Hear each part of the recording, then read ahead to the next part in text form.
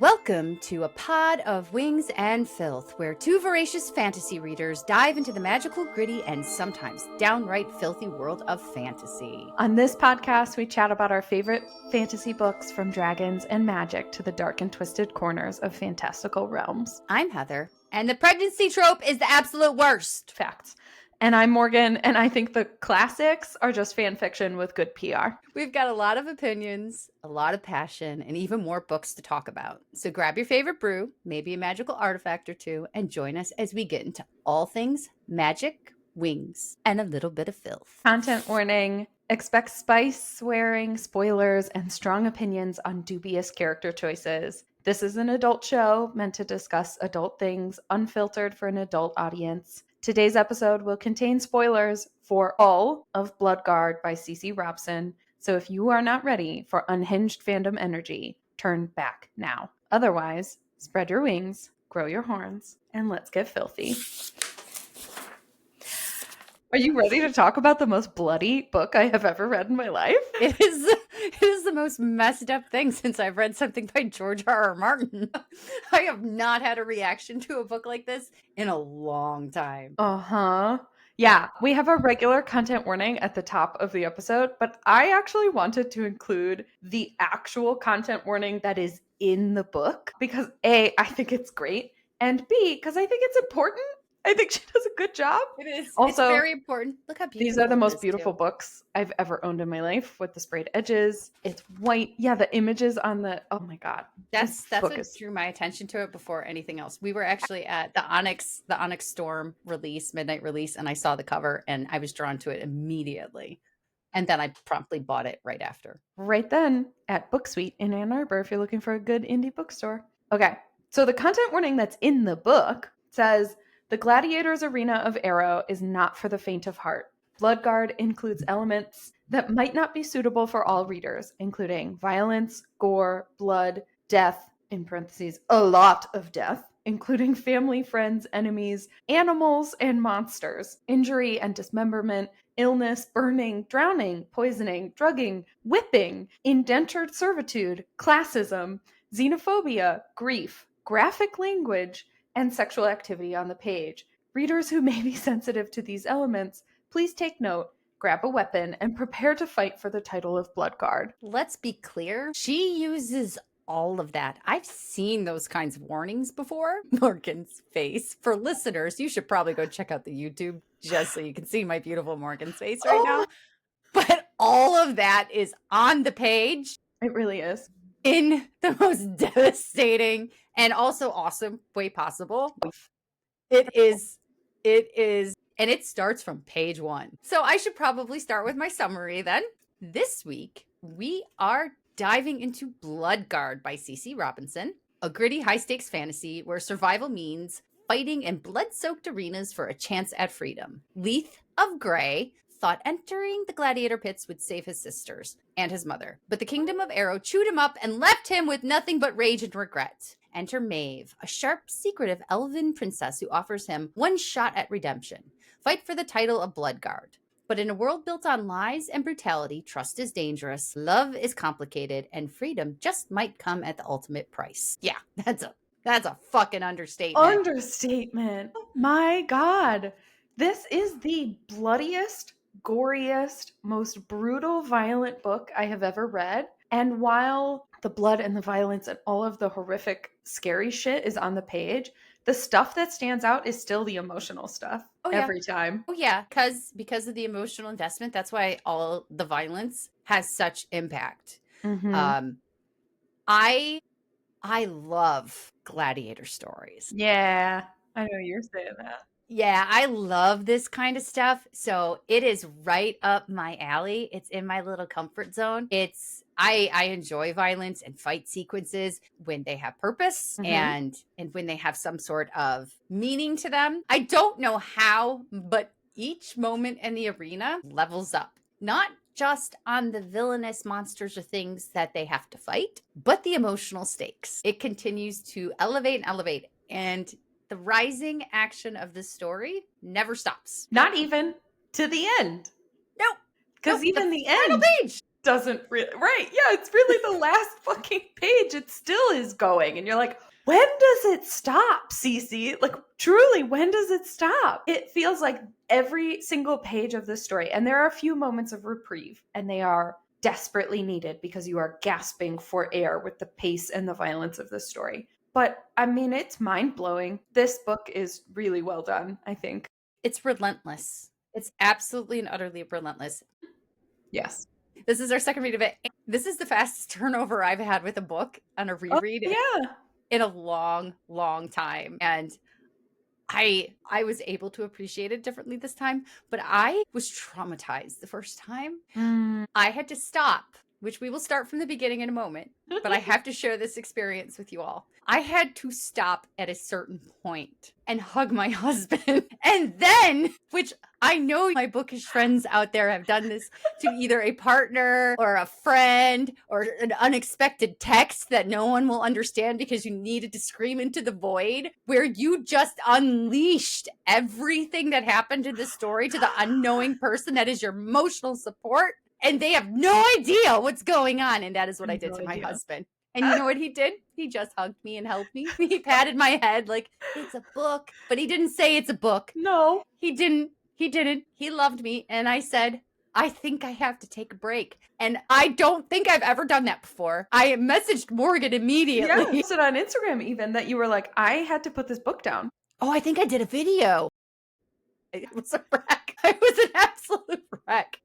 It's intense. I mean, the image, if I can paint you a picture of the meme that I sent Heather when she was describing this moment with her husband Mike, where you were like, I think I have to put it down, was the clip from Bridgerton where the queen goes, sorrows, Prayers. sorrows, prayers. This is all of our non-bookish people trying to console us through the devastation that is any of these books, but truly Bloodguard. Holy shit. This book is good. I think this is why books are better at storytelling than movies, video games, or TV. I agree. Because it's in your head. You're reading the words, but you are imagining it. We are all manifesting it. We're all hallucinating together, separately but together, our interpretation of these words. And for a book like this, you are going to get to parts that are going to touch the darkest places of your mind. So the darker your mind and the more emotionally traumatized you are, depending on where your starting point is, this is going to take you there. Yeah, I have a lot of darkness inside me. Interesting, right? So you started this out by saying you love gladiator shit. Yeah. I don't. I like Greek and Roman stuff. Like, I loved Song of Achilles. It's one of my favorite books from 2024. Don't get me started on Cersei. That's an entire episode of itself that I could rant about how bad that book is. But I don't love gladiator stuff, and I adore this book. I think this book is perfect for your friends who are just starting fantasy and need a little bit like higher action and higher stakes to get into it. If you start certain friends when you're recommending devastating books, as we all do, and has become the norm now, if you start, I think, with ACOTAR with some people, I think it's a little too, and this is not a criticism of ACOTAR, I want to be clear. I think it's a little too slow for some people at the beginning. Or you have to tell them you have to get through the first book. Yes. And I don't think if you're I don't love having to do that. Me either. If you're a reader already, I might consider doing that. Mm-hmm. But if you're not a big reader and you're trying to get someone to, it's not the book to. I always start with Fourth Wing. I would say Fourth Wing, but also if you need something that's a little like Fourth Wing is so high stakes that it almost feels like if you're not ready for a series or an unfinished series yet and you want someone to just start, you need something like this. Because I've been thinking about it's so much more a gladiator series than it is a fantasy book or gladiator book rather than a fantasy book. Because yes, there are elves and ogres and fairies and giants. And I mean, there's so many fantastical creatures. But the magic is not the purpose of this story. The magic is an afterthought, I think. Yes, that was the exact word that was running through my head the whole time. Yep. I don't think that's bad. I don't think this story needed crazy magic, like a crazy magic system where like only this works and this doesn't work and blah, blah, blah. Like, no, we needed a gritty world where the oppression is on the page and you can see it. And maybe we've lightened it a little bit by adding in maybe the cutest pets in a fucking story I've ever experienced. The audiobook says Estrellas. In my brain, it was Estrellas the whole time. Me too. Me but too. They're Estrellas. like cute little fuzzy monkey lemur things. And like for sure they're magical because the whole point of them is they can understand enough language that they have their own personalities. Now again, devastating because almost all of them die, but truly maybe one of the like most adorable, light-hearted creatures I've ever had in a fantasy book. A lot of the fantasy elements are background noise, which is also proof that fantasy doesn't always have to be big. It can be more nuanced. A lot of times what we see more is the world building. I enjoy this because you can just jump right into the story and it still feels magical. It still feels fun. I also think men are definitely more hesitant to reading fantasy written by women or that scary word romantasy. This is a good one to get on board with. You will like Leith, fall in love with Maeve, and if you don't, then I have serious questions about you as a person. Yeah. What's wrong with you? Yeah. And the world, so if you're not huge fantasy, this is fantasy light. And at the end of the show, we do a thing where we read some of the comments on people that really liked it and didn't.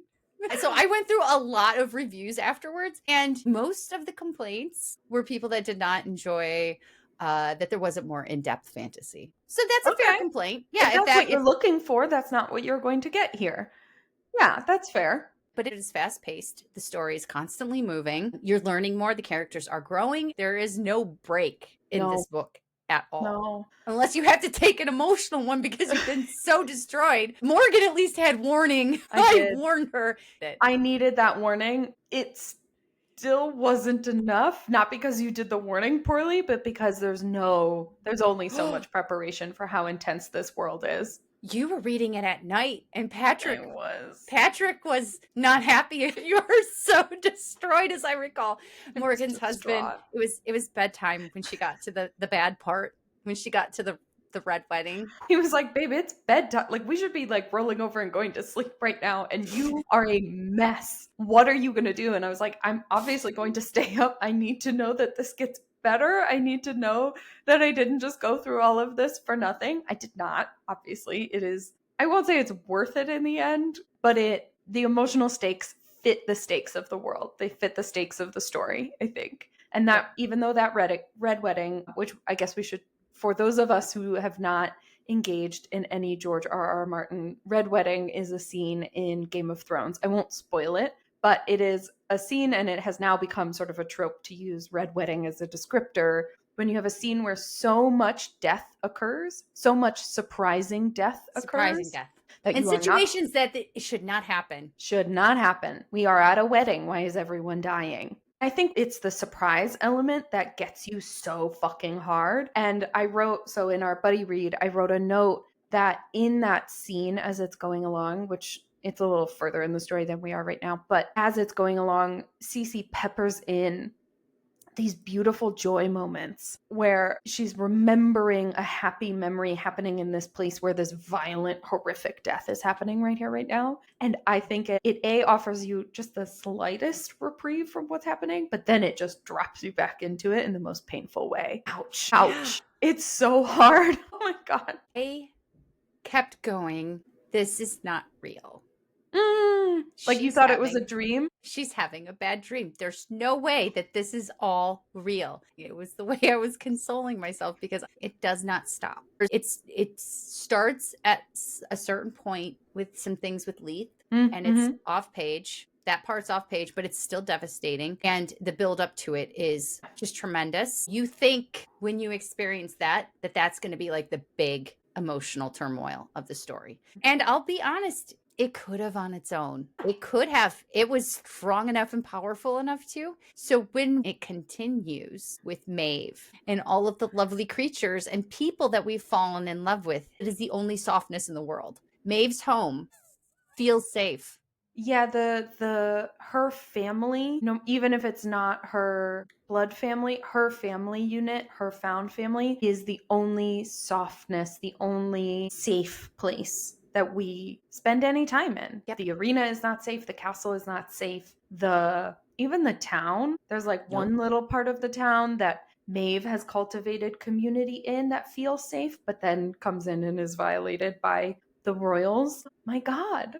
There's no softness anywhere. Yeah. So when it's over, the emotion that you experience, or that I did, was utter, complete hopelessness. A sense of there is no coming back from this. I think you said that, Morgan. There's no coming back from this. How can we come back from this? Anything that happens after this is not going to justify what I just suffered. And I think my love for Maeve and Leith and wanting to see them overcome all of this and how they did is the only thing that kept me going.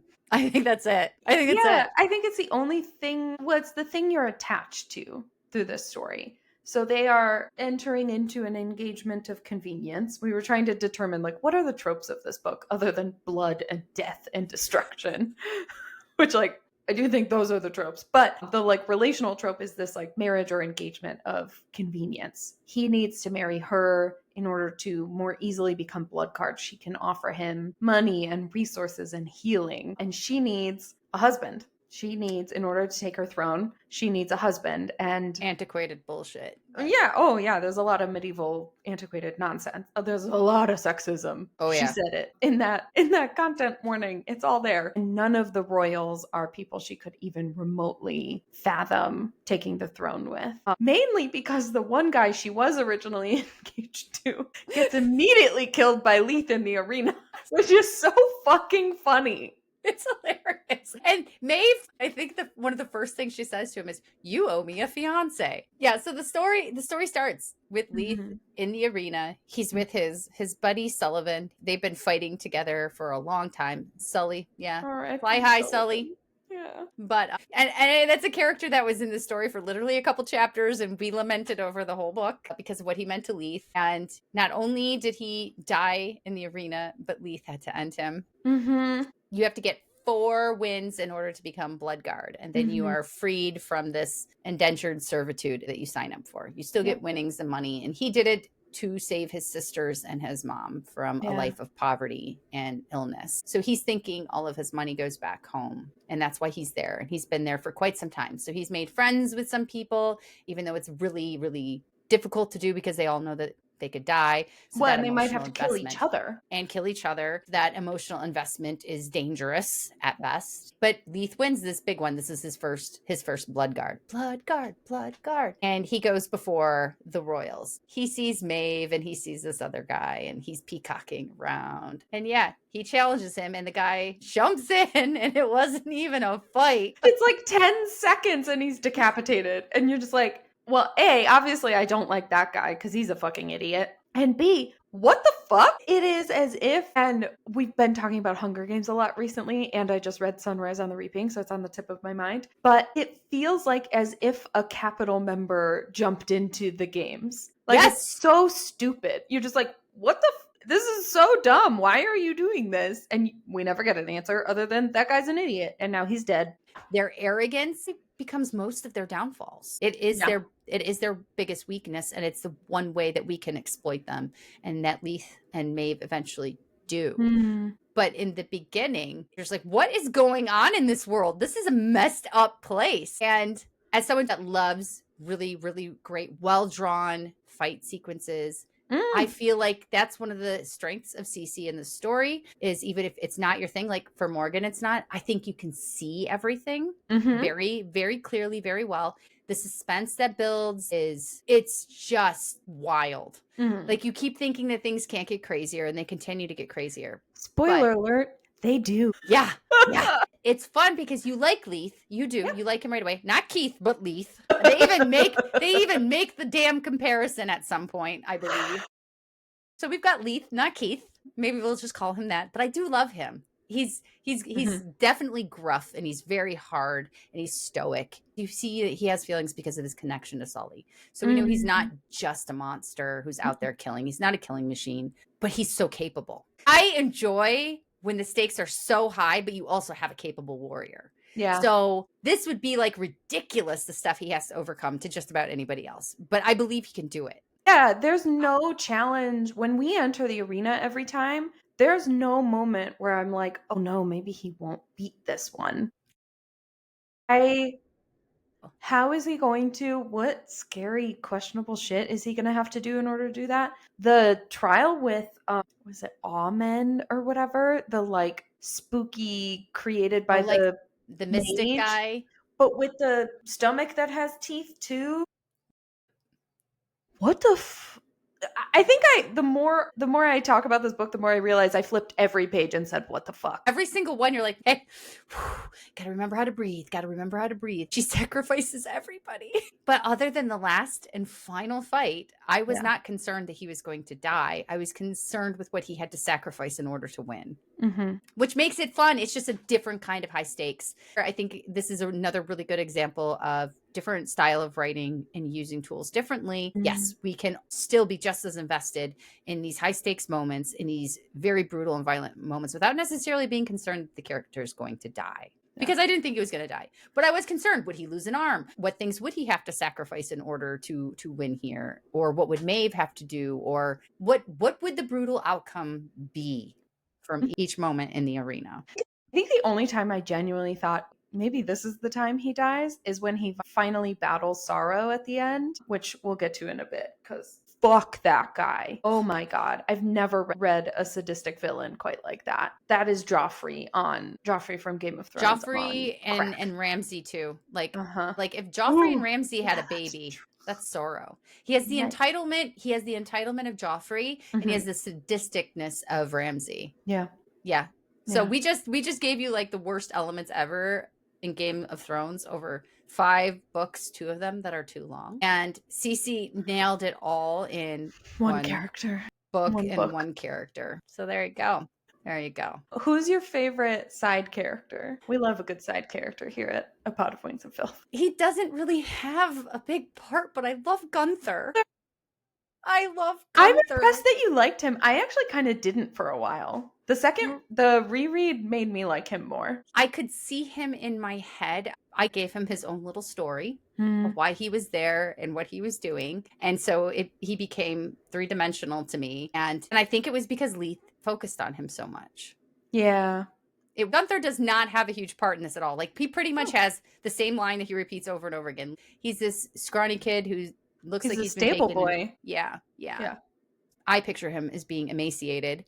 And so I think that's part of why I didn't like him the first round and I liked him more the second time. In the first book, or the first reading of it, he is described as being 14, but he is malnourished enough that he looks 9, which is a huge gap. And I think the first time I read 14 and just kept moving. And I was like, he's a teenager. He's basically a teenager. And so hearing him just repeat, Bloodguard, I was picturing this like jock kid that I was like, oh dude, you do not understand how awful and terrible all of this is, which is true still, but from way more of a like, he's like really into the blood and violence of this. And so I read him until the end, until the last trial. Of course, you change your tune a little bit because you're like, oh, geez, he's just another victim, which he is. But then the second reread, I read the like emaciated enough to be 9, and you read the oppression of the world, or I did at least more vividly, to understand he does not only does he not know better, but he does not understand how much of Leith is losing every time he enters the arena. Like you were saying, he's sacrificing so much of himself. This is not valor and bravery and courage. This is horrific sacrifice. Yes. For the purposes of money and entertainment. And some other stuff that we find out later about the Phoenix. I see him looking at Leith as an opportunity. Might be the only way out for someone like him, which is why you had so many people signing up. That's the thing. For a while too, the arena and the fighting, that was voluntary. You signed up for it. You made contracts. So if you survived, you had to serve however many years or whatever time. Well, blah, and blah, in the blah. beginning, it wasn't to the death. That changed after the queen passed and Vitor and Sorrow took over. And Vitor, everything is political for him. I think in his own twisted way, he actually thought he was looking out for the good of the realm. I think this is what he thought needed to be done. I think the queen did too. Because the two of them made that choice together to trap the phoenix underneath the arena so that she could feed off of the blood of the fights. Yeah. This is what happens when you start backing people into corners and they have nowhere else to go. It was already a bad situation for these people living under the thumb of the powerful and the elite. They had nowhere else to go, nothing else to do. This is it. Then you take even that opportunity and chance away and you turn it into, as Morgan has said, a bloodbath. This is death now. You are being sacrificed for the entertainment of everyone else here. So it's not an opportunity out, which is how it started for Gunther. He looked at it as, that's how I can get out. That's how I'll get my big break. Leith is my hero. And that's why Leith responds to him so negatively. He's like, he doesn't want him to do this. He doesn't want this for him. What he wants is for kids to not have to fucking starve to exist and have to work and do all of these horrible things, for his sisters to not have to go through what they do. And I think that's the emotional core of the whole entire story. Gunther is actually the heart of the story, which I think why the end is so devastating. It's so devastating. It's so awful. Gunther's death is one of those ones. God, I'm bringing up a lot of Hunger Games, but that's okay. She's here. Gunther's death is Rue's death for me in the Hunger Games. Absolutely. And being able to make it soft, like us softening to Gunther's death, is what reminds, actually, I think, shocks more of the world out of how horrific this is. That your leader, your future king, just murdered a child in cold blood. In cold blood. For absolutely no reason. Just to punish Leith. Just in front of everybody, out loud. Didn't say the quiet part behind closed doors. Truly said it out loud. There's no sympathy anymore. Because we can understand, there are some moments throughout the story, and this is where you feel a little bit of sympathy and a little bit of empathy for Sorrow, right? We get a lot of sense that Vitor has preferred Maeve, even though Maeve is not his kid. Maeve is next in line for the throne by blood, and Sorrow is Vitor's kid. But you understand that, like, he basically thinks he's a jackass, which is true, but he doesn't actually do any parenting to change that. No. He actually, I think he does it, he shames him outwardly a lot. That was a really dumb thing to say. That was really stupid. Why would you do that? And he makes him small. And I think he's doing it thinking he's like hardening him for the world. But instead, all he's doing is making him more twisted and sadistic. Yes. It's feeding the monster.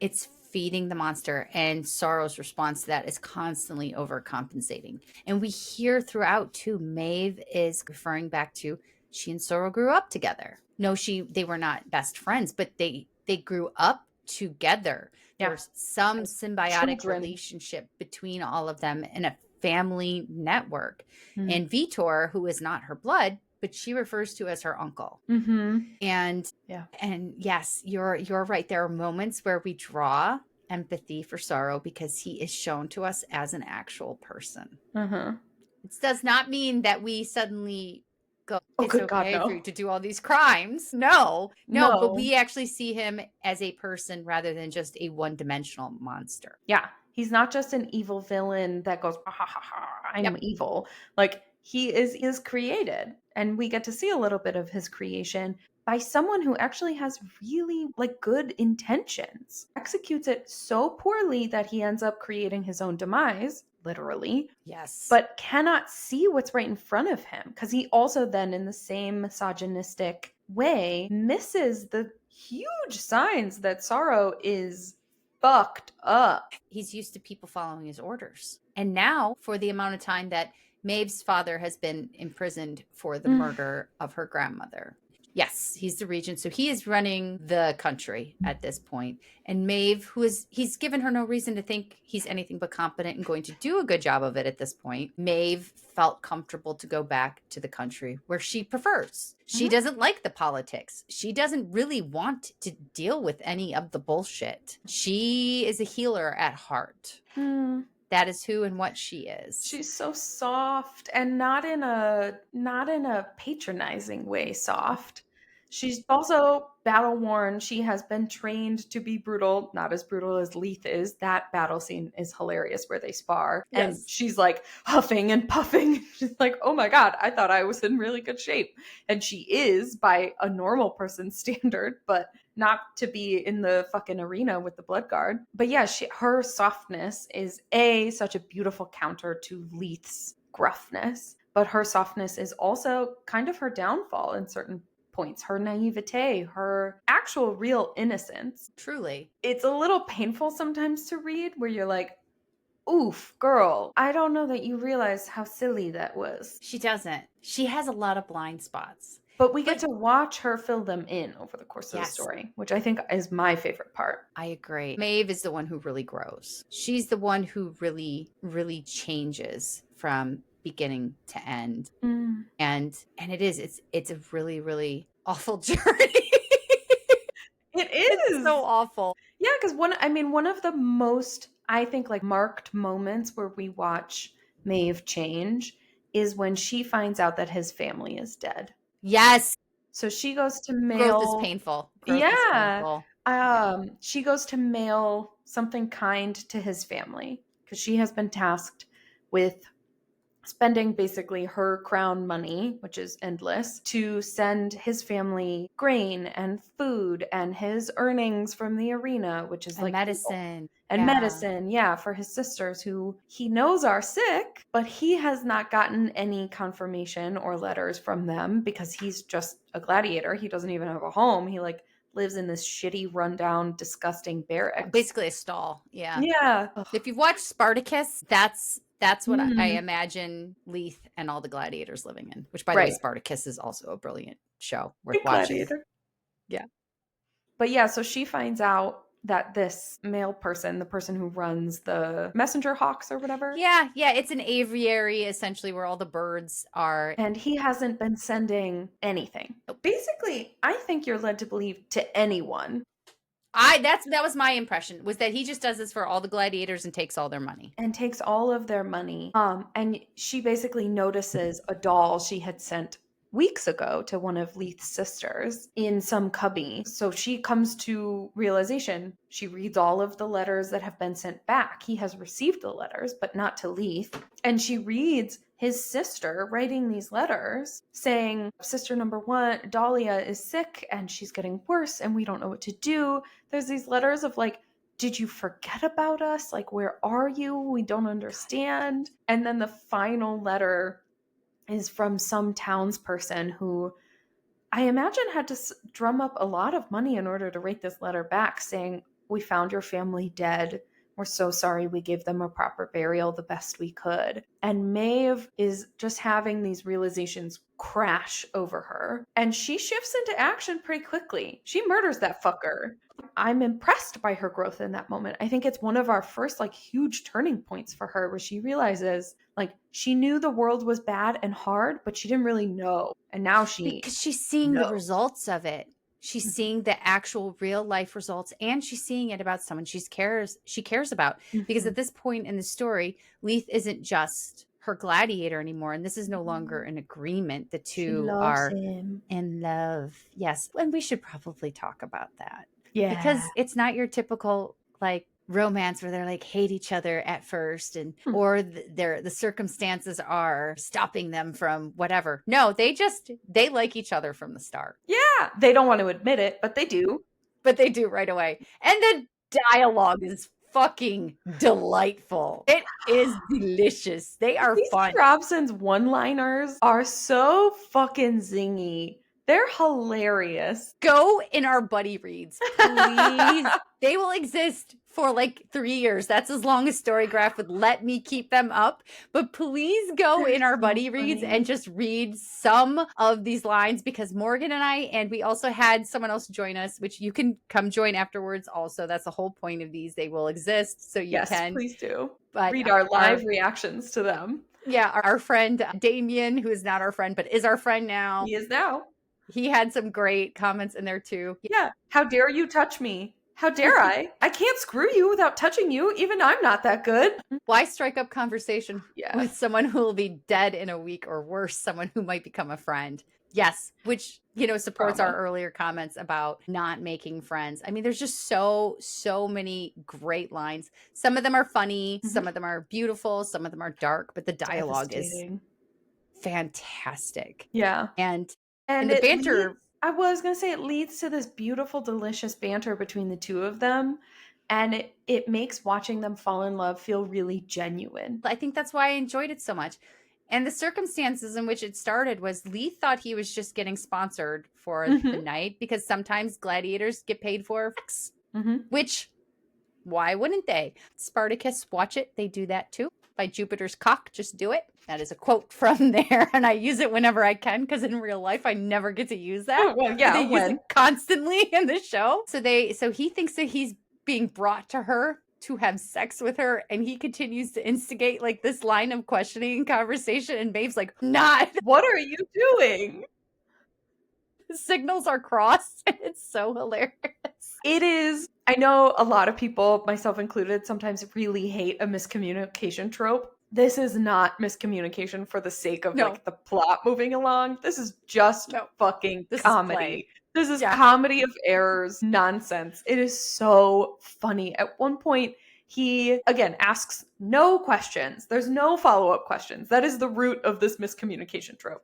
And so instead of finding out that she has sponsored him because she needs this marriage proposal to happen, and he owes her a fiance. Yeah, he owes her a fiance. They haven't even gotten to that point yet. He overhears someone talking about Neela. And so he has this whole narrative in his head that I'm here to fuck this guy's daughter or granddaughter because she got it on, thought she was super horny at the arena, thought he was really hot. And he's like, yeah, whatever. It sounds like a good I just want to get it over with. He's like, I just need to fuck her so I can go to bed. I'm tired. I fought all day. I'll sleep in a real bed. I'll actually be comfortable. Sure. And she's like, Neela, my grandmother troll? Like, it's basically like this like nursemaid. And he's like, wait, what? It's so funny. It is so funny. You're just cackling, kicking your feet up, having a good time until everything gets way darker and twisted. But wow. That reprieve is necessary. Insert dark humor, make you laugh. Joss Whedon, don't like the man, but my God, he's a genius. I think I've read a quote from him that said, if you're something along the lines of, if you're going to hurt them, by God, make them laugh afterwards. Something along those lines. So if you're coming so hard with the heavy, you have to have at least a little bit of levity in there.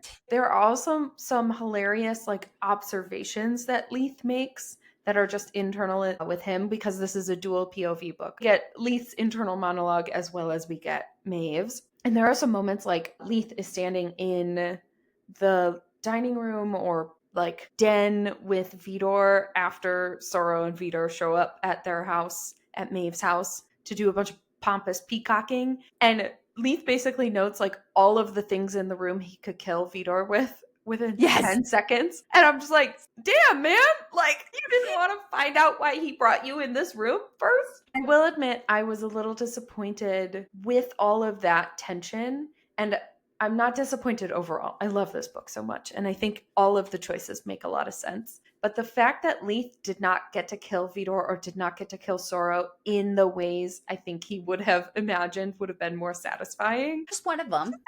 Just one of them. Oh. No. I just remembered another one of the quotes. If trees were middle fingers, I'd wave a forest at Sorrow. And I think that was Maeve. I think it was Maeve. And then, God. There was one you added too. Yes, it was right after that. You really put the dick in dictator. Dick in dictator. That shit is just purely funny. It is nothing else. It is not. It's not there for like great prose. This is not a poetically beautiful book. Nope. This is hilarious and dark and brutal and intense. Yep. It's so wonderful. And fast pace. It is. It is. I probably would have finished this in like a day or two, if not for the emotional break that I needed. But you've all been warned. So you know that it's going to be hard. Well, and I really hope, because I will admit, I had the warning from you, And then I read that content warning that is in the at the beginning of the book. And I've read a lot of content warnings and just kind of glazed over them. But this one, I was like, holy shit, that list goes on and on. Oh my God. I read that and was like, okay, I might not be like fully prepared, but I feel pretty prepared that like this is going to be hard. I take the content warnings a little less seriously because Sure. I have found, and I'm not going to name any names, but I have found that some authors, I feel like they put them there. Oh, like bait you with them? A little bit. Ooh, hot take. Bit. Yep. There's a few where I'm like, oh, come on. Like, this didn't need to be in the content warning. You just did this to fuck with me. Okay. Or to attract me and think that this was going to be a thing. I don't know. Either way. Well, I was going to say, it was dingo. That's interestingly reflective of your own reading style, that you read the content warnings as the things that bring you into them. I will tell you one that I do need to know ahead of time. Rape is one I need to know about. Yeah. I need to know about that ahead of time. And if I can, I need to know if it's the context. Right. I need to know the context. If it's on the page or off the page, like if it's insinuated to, or if it's actually on the page. We've talked about kid death. Kid death and animals. Yep. And animals. Oh my goodness. If there's sick children, I'm not going to read the book. I'm just not going to. Which is okay. That's what they're there for. That's what those content warnings are supposed to be for. Exactly. But animals, same thing. If there's animal torture or something horrible, like this one, it happens. It absolutely happens. And it's interesting. The joke among a lot of fantasy authors, especially some of the bigger names right now. I know Rebecca Yarros has joked about this a lot, and I won't spoil anything, but she's joked that, like, of course I'm not going to kill the cat. I'm not going to kill the dog. I'm not going to kill the whatever. Cecy Robson said, I will. Yep. She sure fucking did. I fucking will. She did it. Yep. But she did warn us. So I'm not mad at her, but I am upset about it. Yeah, the Estrellas are so adorable. I love sentient pets. I don't know what it is, but I'm a sucker for them. I am a total sucker and softie for them. That's why if you do anything to harm them, it is so devastating. Right. I'm so angry with you. I understand that it has to happen sometimes, but the back of my mind is like, right. Can you just unalive the people instead of the animals? Please. Please. That's also devastating. But yeah. So essentially you just get put through the ringer here. That content warning follows through. Well, it does. And it sounds really dark to say this, but it's true. It's worth it. It is. All the stuff she writes, it's not, I mean, there's some gratuitous violence where it's like, that's just there to be gratuitous. But there is a lot of violence that you're like, I needed to know where we were going. Like, this communicates to me the stakes of the world. And that is right. It's not just, you're not just killing off side characters that I don't give a fuck about. You are doing the emotional damage for the sake of communicating how brutal this is. It's working. What Maeve has to overcome in the end. Yes. I think it makes her a better queen in the end. I think so too. Actually, I think the other reader in the buddy read said that too. That it was helping her grow. Growth, like we said, growth is painful. This is the most painful growth I've ever witnessed on a page. Yes. So whether she wanted it or not, this is what Maeve got. Mm-hmm. It's worse if you don't have money and you're oppressed, but even those with power are also victims of their circumstances. And that connective tissue is one of the things that I think binds them all together. It does, which is interesting. So the thing that comes together at the end, and I would say this is maybe the biggest magic piece of the book, is the phoenix, right? So the lore of the world is that the great phoenix once flew, and for some reason, and she made the world prosperous. She fed the waterfalls, and you're led to believe that she's a beautiful force, and that something happened at the end of a war, the most recent war that ravaged old Earth, which is a hilarious name for the planet. Yes. And the phoenix turned bad and started lighting people on fire and burning people alive and blah, blah, blah. And so Maeve's grandmother, who was the queen, killed the phoenix to save her people. Part of her rise to power was that she killed the phoenix to rise to power. And then we never really hear about the phoenix again. it's like lore, they praise the phoenix, whatever, but the phoenix is a phoenix. Why hasn't it come back to life? If not Exactly. phoenix, why not live? And then you find out that it has been trapped underneath the arena for hundreds of years, actually. Yeah. Yeah. And feeds on the blood of the gladiators that fall through the sand. But you find out that a lot of that was a lie. Like, yes, the phoenix is trapped. But no, that wasn't what happened with the phoenix feeds on death to rejuvenate life, which is really beautiful. But by trapping the phoenix in Arrow, which is where they live, they were trying to hoard the phoenix's resources and powers for themselves. And that is actually what has caused the rest of Old Earth to fall into disrepair. There are earthquakes and these horrible storms, and like basically climate change is happening because everywhere else, because the phoenix has been trapped in Arrow. And so Maeve has to make basically the hardest decision, is whether or not to release the phoenix back into the world. Because history's been covered up and changed. She doesn't know what will actually happen if she releases the phoenix. Is the phoenix really evil? Is it going to just start destroying everyone? Or is this what she needs to do to resolve the balance of their world? And she chooses to free it, which I think is the right choice. Yes. Which I find really beautiful. That felt maybe the most poetic part of this book. There are not many parts of this book that are like, ooh, that's like really beautiful and poetic. That was one of them. It was. And that was on the final page. That's the end. I had to flip the page. Yeah, I had to flip the page and go, was that really it? Really, there's nothing else that's going to happen. She just ended it. I'm fine with that. I just needed to know. Like, I needed confirmation that I was done. I did the same. Was like, what? I think that was my final what the fuck of the book. Yes, on the final fucking page. And you hear the whispers of the phoenix really, really early on too. So it's like, okay, this is probably going to play a part eventually. But there's so much else going on that until the end, and they start getting more into a little bit of the lore, and we start going into Maeve's past more, where she's trying to recover memories. Yeah, I was curious how you felt about the amnesia trope. I guess that's kind of a trope in this. It's different. It's a specific memory she doesn't remember. Which I know that's a thing that does happen. I know that you have enough of a traumatic experience of something, you can totally block it out of your memory and mind. And that is what happens with Maeve. It wasn't her dad who killed her grandma. Yeah, it was Maeve. It was Maeve. Yep, totally by accident. But, everything that happened afterwards was a downward spiral from that. And she had no memory of it until they took her down to the Phoenix and made her face it, which was one of Sorrow's other awful, depraved things that he did and forced upon her. But it was another piece that she had of her growth. She had to work through all of her trauma.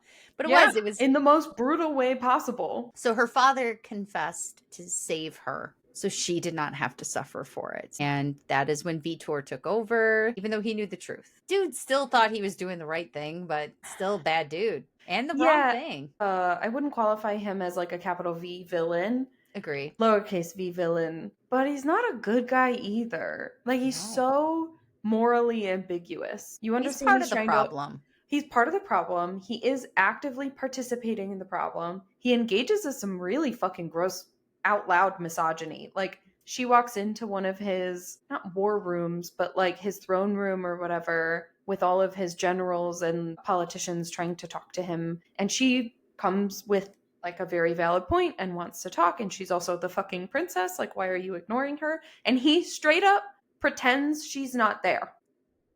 Doesn't, like, I was like, what the fuck is wrong with you, man? Like, this is childish fucking playground shit. What are you doing? And then she finally says something good, and he's like, now I will deign to speak to you.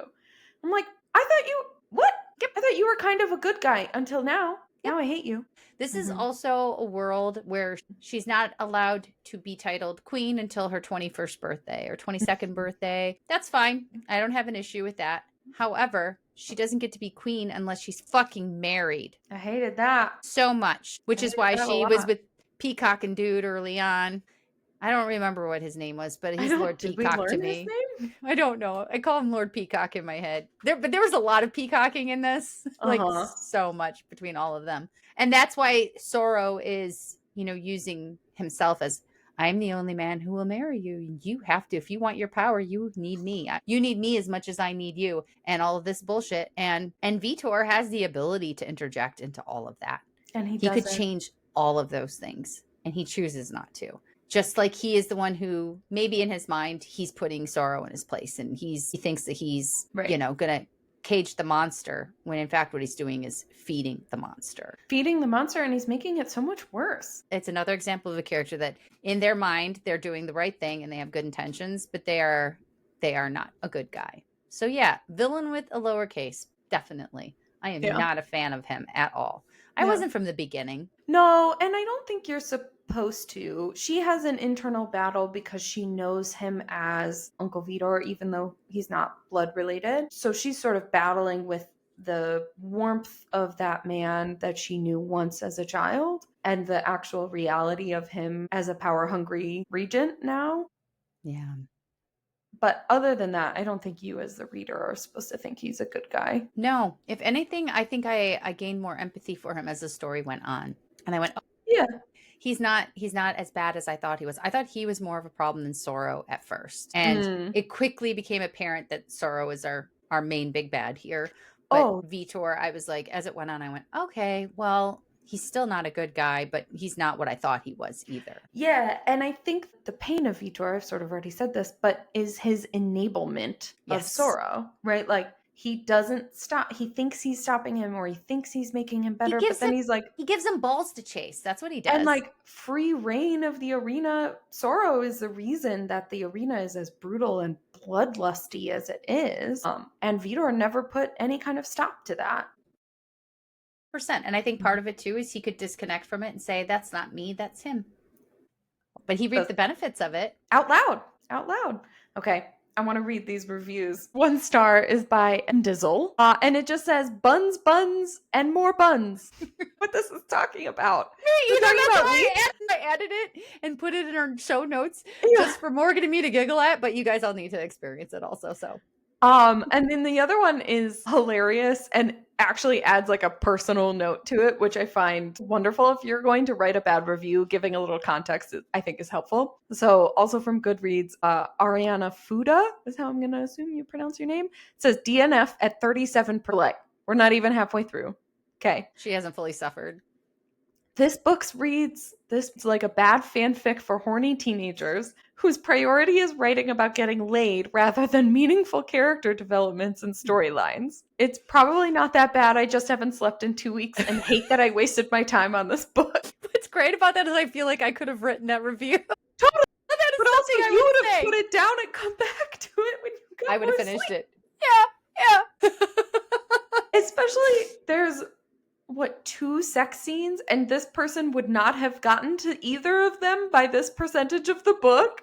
I was like, horny teenagers. No, I don't think it's after 50% at least.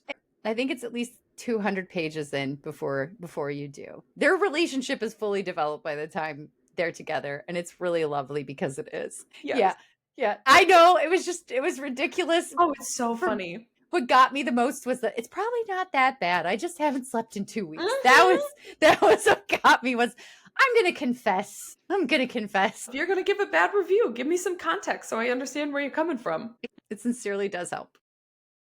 Okay, so here's the 5 star, and this is from Janelle Anderson. Male main character? Yes. This book exceeded all expectations I had. It has a dual POV, which I always am a sucker for. It's give gladiator meets D&D vibes. Revenge is the name of the game in this book. Our MMC, Leith, is fiercely loyal, kind-hearted, but will absolutely destroy you if necessary. He volunteers to fight in a gladiator arena, and let me just say, this arena is brutal. It will take everything from you. Enter Maeve. She is an elven princess, and I must say I truly love this character. She is the perfect match to Leith. One of the best books of the year. I love that because it was quick, it's to the point, but it also does kind of sum everything up. That's how I felt. I was like, this is absolutely one of the best books I've read all year long. I will say, I think my main criticism of this book, and I don't know that it's criticism, is just maybe more just like hesitance, is apparently it's the first in a series. Yeah. But there has been no communication whatsoever about what book 2 is, when it's coming out, what it's going to be about. And I just can't. I thought this book was a standalone, and I think it lives perfectly as a standalone in my head. There are some unfinished things, but I don't need to know them. Nope, me either. So I'll be very curious to see where the fuck we go from here. My thoughts were like the sister Giselle maybe and the shifter almost boyfriend. Mm-hmm. Maybe it's like something like Phantasma, where we're going to be in the world with characters in it, different POV, with different POV and start to finish books. I would actually really like to see more of that, because it is nice to read one book, get an entire story, and feel completed at the end. Yeah.